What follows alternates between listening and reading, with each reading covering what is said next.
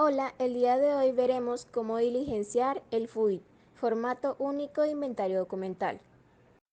Primero haremos una pequeña introducción sobre qué es y para qué se utiliza el FUID. Primero, ¿qué es?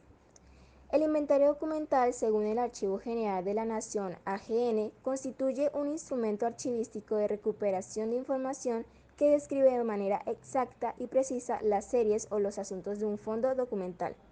El FUID facilita la gestión documental al permitir una catalogación uniforme y ordenada de los archivos, lo que a su vez agiliza la búsqueda y recuperación de la información cuando sea necesario.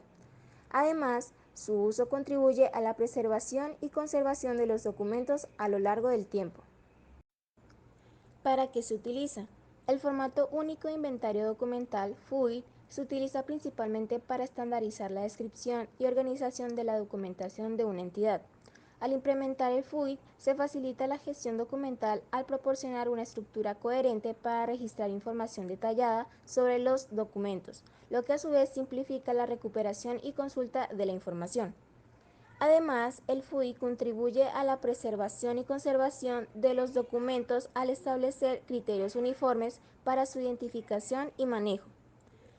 Es necesario precisar en primera instancia que los inventarios documentales se deben elaborar en todas las fases del ciclo vital de los documentos, es decir, en los archivos de gestión, central e histórico, y obviamente se deben registrar tanto los documentos que están en soporte papel como los que se encuentran en otros soportes como DVD, cintas y otros.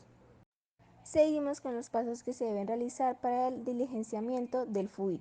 Primero tenemos entidad remitente, donde debemos colocar el nombre completo o razón social de la entidad que produce o produjo los documentos, por ejemplo, Alcaldía Municipal de Ibagué. Luego, entidad productora, donde se debe colocar el nombre completo o razón social de la entidad que produjo o produce los documentos, ejemplo, Alcaldía Municipal de Ibagué. Luego tenemos unidad administrativa, donde debemos consignar el nombre de la dependencia o unidad administrativa de mayor jerarquía de la cual dependa la oficina productora. Por ejemplo, Secretaría de Planeación Municipal. Luego tenemos oficina productora, donde debemos colocar el nombre de la unidad administrativa que produce y conserva la documentación tramitada en ejercicio de sus funciones. Por ejemplo, Dirección de Información y Aplicación de la Norma Urbanística. Luego, objeto.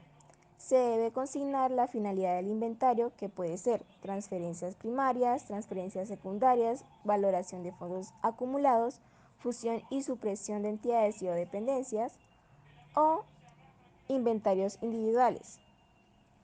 Luego, del lado derecho del documento, tenemos hoja D, donde se numerará cada hoja del inventario consecutivamente. De tal número de hoja se registrará el total de hojas del inventario. Esto quiere decir que es, por ejemplo, hoja 1 de 5 que hayan del mismo inventario. Y por último tenemos registro de entrada. Se diligencia solo para transferencias primarias y transferencias secundarias. Debe consignarse en las 3 primeras casillas los dígitos correspondientes a la fecha de la entrada de la transferencia, año, mes y día. Y abajo y al lado tenemos el NT, que se anotará el número de la transferencia.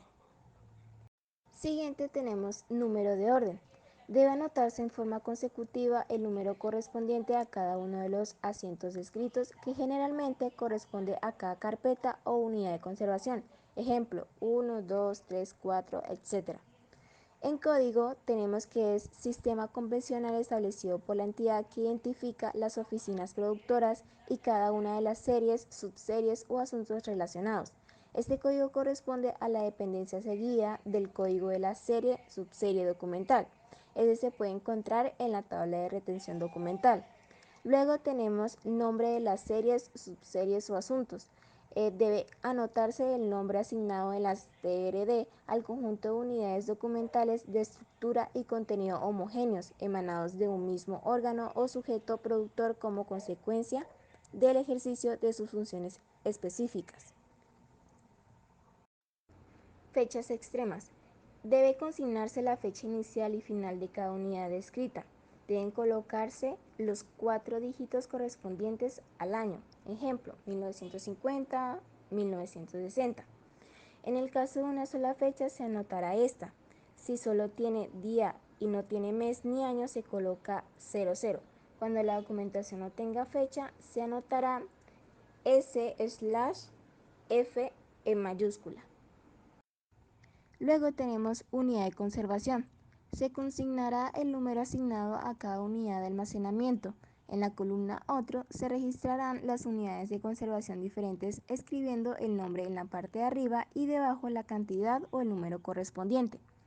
Luego, número de folios. Se anotará el número de folios determinados de cada expediente o unidad de conservación descrita. Por ejemplo, de 1 a 5, de 1 a 200, de 1 a 9, de 10 a 15, etc.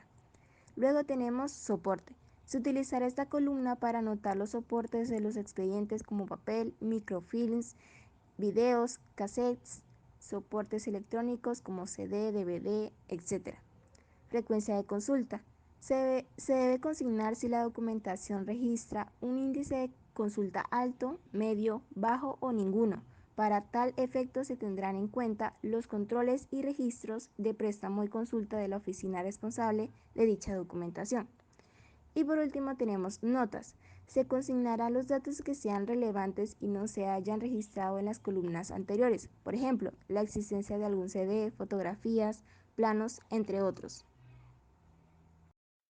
Y por último, lo que encontramos al final de la tabla, encontramos elaborado por. Se escribirá el nombre y apellido, cargo, firma de la persona responsable de elaborar el inventario, así como el lugar y la fecha en que se realiza la elaboración del mismo. Un ejemplo sería el 15/05 del 2024. Entregado por. Se anotará el nombre y apellido, cargo, firma de la persona responsable de entregar la transferencia, así como el lugar y la fecha en que se realiza dicha entrega. Un ejemplo, el 20/05 del 2024. Y recibido por. Se registrará el nombre y apellido, cargo, firma de la persona responsable de recibir el inventario, así como el lugar y la fecha en que se recibió.